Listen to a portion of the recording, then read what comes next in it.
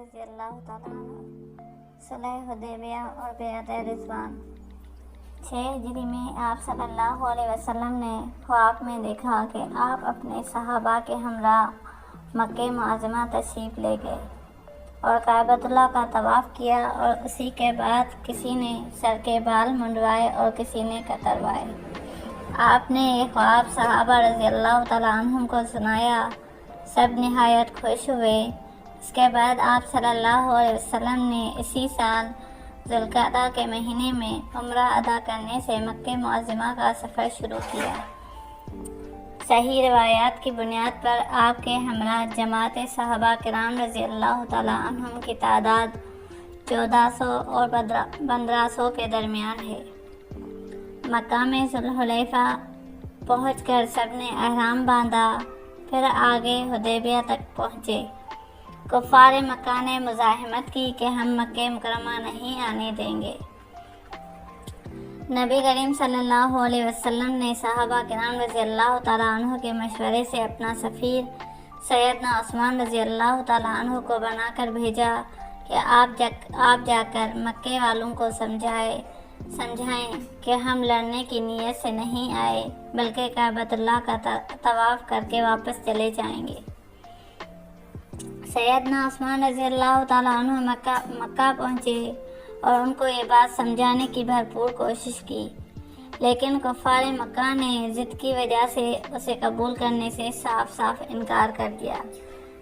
جب سیدنا عثمان غنی رضی اللہ تعالیٰ عنہ مکے جانے لگے تو کسی صحابی نے یہ بات کہہ دی کہ عثمان کی قسمت اچھی ہے، وہ مکہ جا کر کعبۃ اللہ کا طواف کریں گے، مگر ہمیں کفار اجازت دیں یا نہ دیں۔ یہ بات آپ صلی اللہ علیہ وسلم تک پہنچی تو آپ نے فرمایا، عثمان کے متعلق ہمیں یہ وہم بھی نہیں ہے کہ وہ ہمارے بغیر کعبہ کا طواف کر لیں گے۔ ادھر دوسری طرف جب سیدنا عثمان رضی اللہ تعالیٰ عنہ مکہ پہنچے تو سردار مکہ ابو سفیان نے کہا، عثمان اگر تم چاہو تو میں تمہیں طواف کی اجازت دے سکتا ہوں، لیکن اتنی بات یقینی ہے کہ تمہارے نبی کو طواف کی اجازت نہیں دیں گے۔ سیدنا عثمان رضی اللہ تعالیٰ عنہ نے ابو سفیان کو جواب دیا، رسول اللہ صلی اللہ علیہ وسلم کے بغیر میں ہرگز طواف نہیں کروں گا۔ آپ کے اس جواب پر ابو سفیان نے حضرت عثمان رضی اللہ تعالیٰ عنہ کو اور اس کے ہمراہ 10 صحابہ کرام رضی اللہ تعالیٰ عنہم کو قید کر دیا۔ کسی نے یہ غلط خبر اڑا دی کہ کفار مکہ نے سیدنا عثمان رضی اللہ تعالیٰ عنہ اور ان کے ہمراہ 10 صحابہ کرام رضی اللہ تعالیٰ عنہم کو شہید کر دیا۔ اس خبر سے آپ صلی اللہ علیہ وسلم کو شدید صدمہ پہنچا۔ آپ اٹھے اور میدان حدیبیہ میں ایک درخت کے نیچے تشریف لے گئے۔ آپ صلی اللہ علیہ وسلم نے صحابہ کرام کو بلایا اور سیدنا عثمان رضی اللہ تعالیٰ عنہ کا بدلہ لینے کے لیے موت کی بیعت کی۔ جب آپ بیعت لے رہے تھے تو آپ صلی اللہ علیہ وسلم نے اپنے ایک ہاتھ کو سیدنا عثمان رضی اللہ تعالیٰ عنہ کا ہاتھ قرار دیا۔ اس بیعت کو بیعت رضوان کہتے ہیں، لیکن بعد میں یہ پتہ چلا کہ شہادت عثمان والی خبر سچی نہیں تھی۔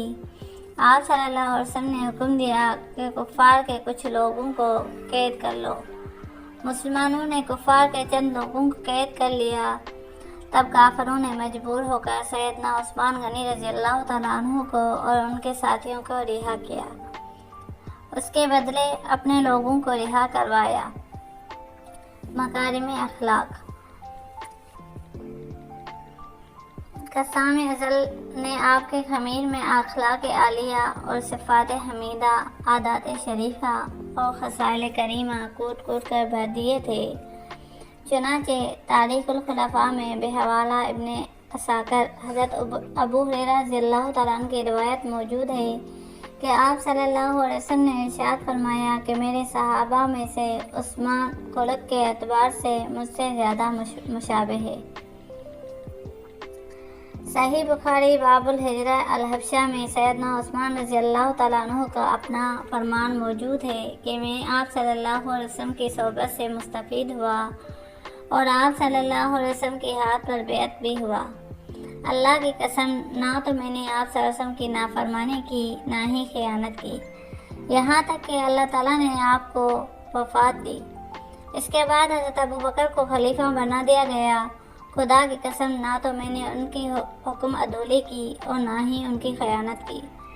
پھر حضرت عمر رضی اللہ تعالیٰ عنہ کو خلیفہ بنایا گیا۔ اللہ کی قسم، نہ میں نے کبھی ان کی نافرمانی کی، نہ کسی تعمیل حکم سے جی چرایا اور نہ ہی ان سے فریب کیا۔ مشکوٰۃ المصابیح میں حضرت انس رضی اللہ تعالیٰ عنہ سے روایت ہے کہ نبی کریم صلی اللہ علیہ وسلم نے فرمایا، میری امت میں سب سے زیادہ باحیا عثمان ہے۔ اس کے ساتھ دوسری روایت کو ملایا جائے جس میں یہ ہے کہ حیا ایمان کا شعبہ ہے۔ اس شعبہ ایمانی میں سیدنا عثمان رضی اللہ تعالیٰ عنہ کو امتیازی حیثیت حاصل ہے۔ انکساری اور تواضع کا یہ عالم ہے کہ 3 بر اعظموں کے فاتح ہیں، لیکن جب ایک غلام نے آپ کو دعوت دی کہ آپ رضی اللہ تعالیٰ عنہ اسے خوشی قبول فرما لیا۔ چنانچہ صحیح بخاری باب الاجابۃ الحاکم الدعوۃ میں روایت ہے کہ حضرت عثمان رضی اللہ تعالیٰ عنہ نے مغیرہ بن شعبہ کے ایک غلام کی دعوت کو قبول فرمایا۔ زہد و تقویٰ کی بلندی ملاحظہ فرمائیے۔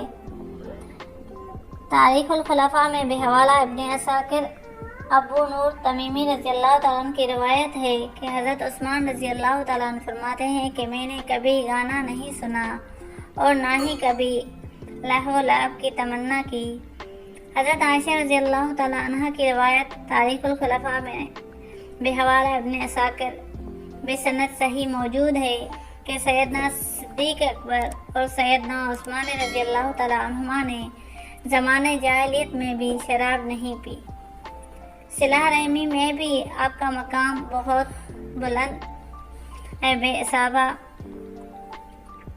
میں سیدنا علی اور ام المومنین سیدہ عائشہ رضی اللہ تعالیٰ عنہ کا فرمان موجود ہے کہ سیدنا عثمان سب سے زیادہ صلہ رحمی کرنے والے تھے۔